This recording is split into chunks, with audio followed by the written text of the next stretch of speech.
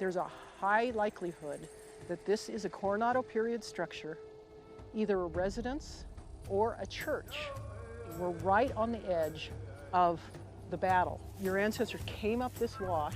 Everybody was shooting at everybody. We are finding arrowheads from your ancestors inside the structure and outside. It's like a pincushion. This makes this the first successful Native American rebellion in the continental U.S. People didn't come back for 150 years. There's just a lot to learn. I mean, we almost lost this whole Sobaipuri history. This is controversial, there's no question, but I have what I have. It is the find of the century, if I may put it that way in my mind.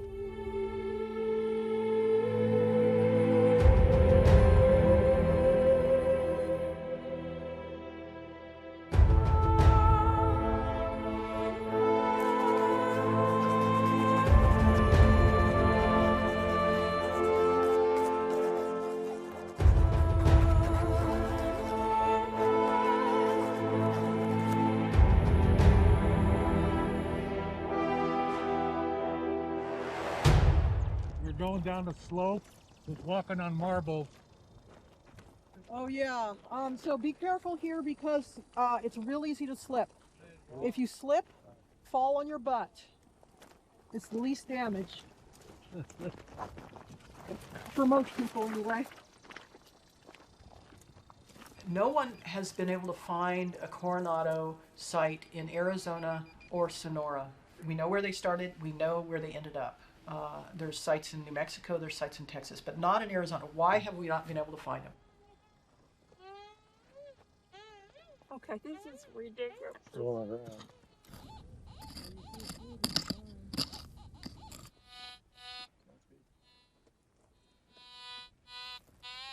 Oh, that sounds like something.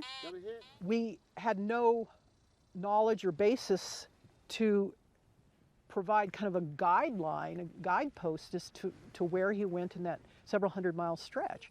So we have this vast expanse where people have been inferring and speculating as to where Coronado went.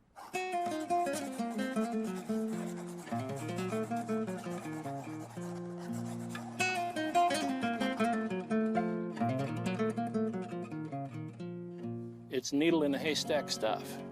It's very difficult to find. What it takes is passion, and that's what it takes to be a good archaeologist. And Denny has plenty of passion, and so that's why she's here. And you know, she's put in years on these Sobaipuri sites, and because of that, because she had that background, because she'd been digging in these little ephemeral sites that are so hard to define for so long, that's what put her here.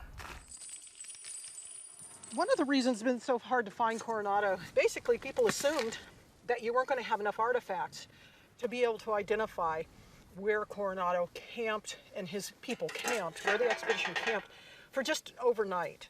From an archaeological perspective, how can you move almost 3,000 people with cattle through any area and not leave some remnant of it? And so from an archaeological perspective, it's how do you find these things and how do you retrace the route?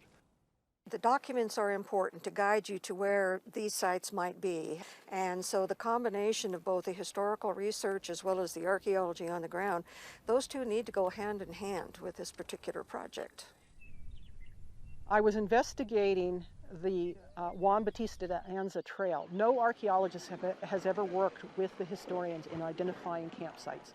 There's so much that can be learned from campsites. So I was looking up for what kind of horseshoes, for example, and caught wind of a horseshoe and a nail that someone had found in this general area. The county is all I knew. I found them in the museum case, in the dark, in the back, and nobody knew what they were. I was so excited, I was just like, you know, I don't get that excited. Archaeologists see a lot of stuff. We don't get very excited, but I was very excited. I couldn't wait. So they let me take them out of the museum. And we didn't know where they were from. It makes sense now that we know, but it's so far further west than everybody was thinking. And I've been working here for 20, 25 years at this very spot, and because I didn't expect it here and wasn't specifically looking for it, I didn't see it. Got to figure out where the road goes across. Let's see.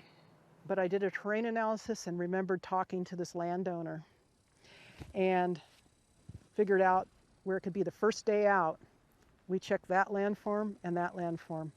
It was so hot. Let's see, the third artifact I found was a carrot head nail. Then we found several more. Metal detected the same area, and in the same hole as a carrot head nail found a crossbow bolt head.